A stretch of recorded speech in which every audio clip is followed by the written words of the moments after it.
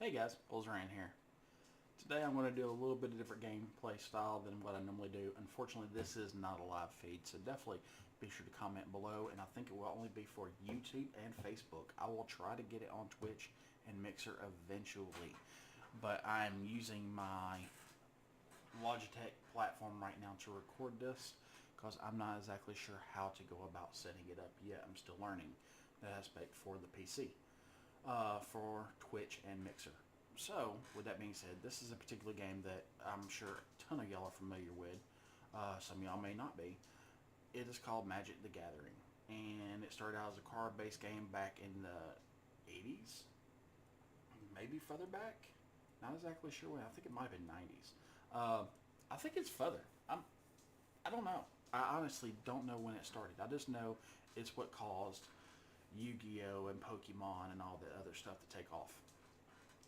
So, this particular game type that I want to introduce you to is called Brawl. It is Magic's official version of Commander, in other words known as EDH. Commander's a new name.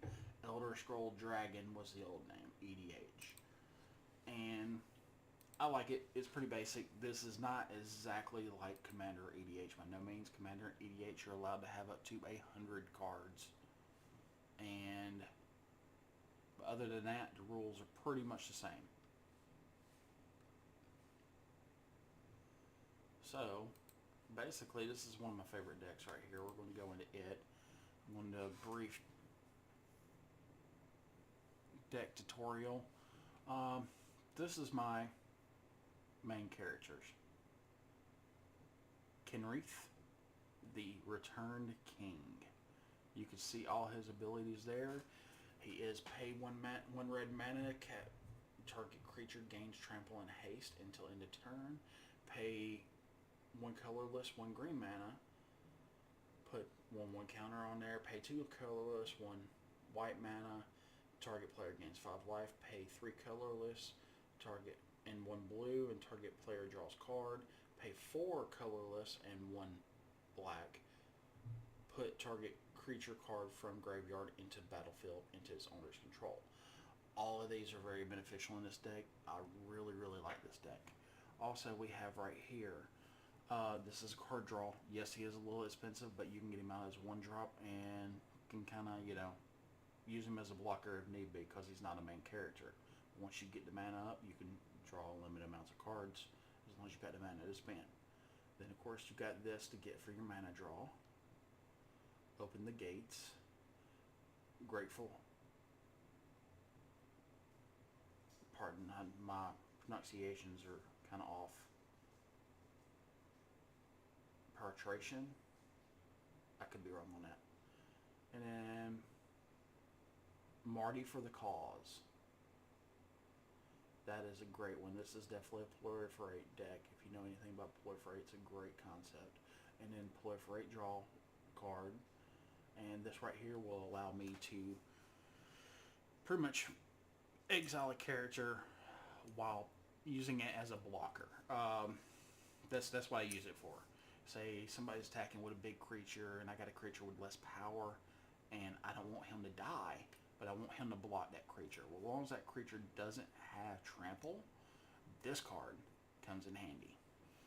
As long as that creature doesn't have trample. Because I can just block with that creature and use that card to pull it right back. And then I got this right here for more mana grow. And this one, and of course all of these have some form of adapt that allows you to get plus 1 counters on it whenever it changes. It's pretty much a counter deck. It's all this is. Combined Guild Mage. This is definitely a good card as well. This allows you to transfer counters to other things, which I don't use that much because of the counter grift I have in this deck. It's ridiculous. This allows you to play an extra land and draw another card. Very useful. Counters again, proliferate again. As you see, this has a proliferate ability.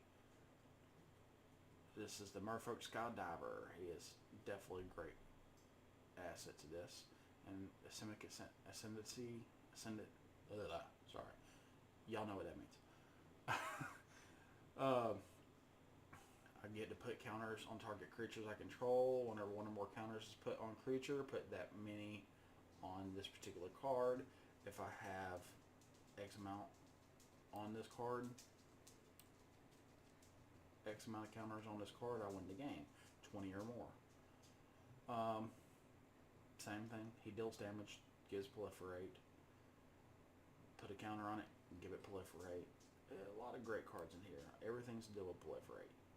And of course, I'm pretty sure I got a lot of planeswalkers and stuff in here too. Like right there, that's a big planeswalker. There you go. Now you can read the rest of it. For a brief second, I kept it there. And this right here is an amazing, amazing card. Basically, they come in with Riot, meaning they can gain haste, or they can get a +1/+1 counter. You choose.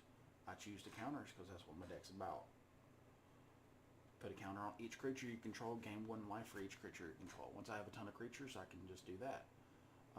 Same thing, flying and adapt gives you counters. If it has no counters, you can do the ability. And this just taps for mana. Chromatic Lantern, great tool in this format. Because I am rocking so many colors, by getting Chromatic Lantern on the field, it manas me out. To where I can use any mana for any of this. Mana being the red, blue, green, black. Red, blue, green, black, and white symbols. Yes, I had to think about that. Bone to Ash. This is a great counter to have in here. Now we're getting into part of one of my combos. Leyline of Anticipation allows you to play cards as though they had flash, meaning you can play any card anytime during the game as long as you had the mana to do so. Each creature you control gets +1/+1 counter that has a +1 counter on it, has flying. Great card. Love it in the thing. More mana draw. Give me just a second. Let me scroll this back up. There we go. Yeah, definitely more mana draw. This one is kind of one I'm debating on taking this one out because it's such a high cost to even pull off the counters for it. And whenever I tap a creature for mana, I always forget about that. So it doesn't really affect, it doesn't help me none. I mostly use it for the counters. And of course, counter distribution. She actually is really great with counters. Also, her -3 allows you to deal equal damage to creature or planeswalker. Big key there. That actually will help you in a lot of aspects. Unfortunately, the -5 serves no purpose because there can be no sideboard in this game.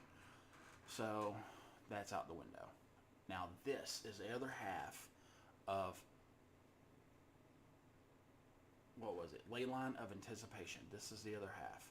At the beginning of your end step, untap all of your lands. So every single turn, your turn, their turn, and your turn again, you can play cards. It allows your gameplay to be relentless. The only thing you can't do is use planeswalker abilities, which is fine. And then I got creatures you control. I have Vigilance with Ajani here. Ajani the Great-Hearted. And you gain 3 life. Put a counter on each creature you control and a loyalty counter on other planeswalkers you control. This is kind of like Proliferate. It puts counters on almost everything except for your enchantments and stuff on the side that don't have nothing to do with creatures or planeswalkers. So very, very similar.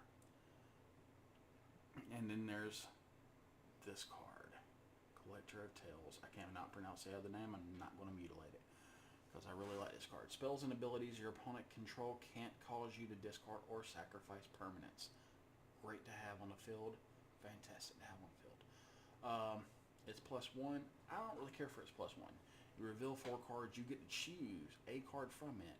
This would be that feature there is way better in regular Magic the Gathering, regular 60 card, because you can have play sets, and by having a play set, it increases your odds of getting the card that you name.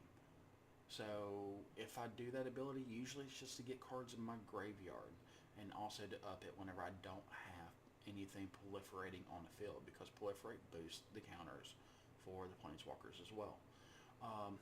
Return target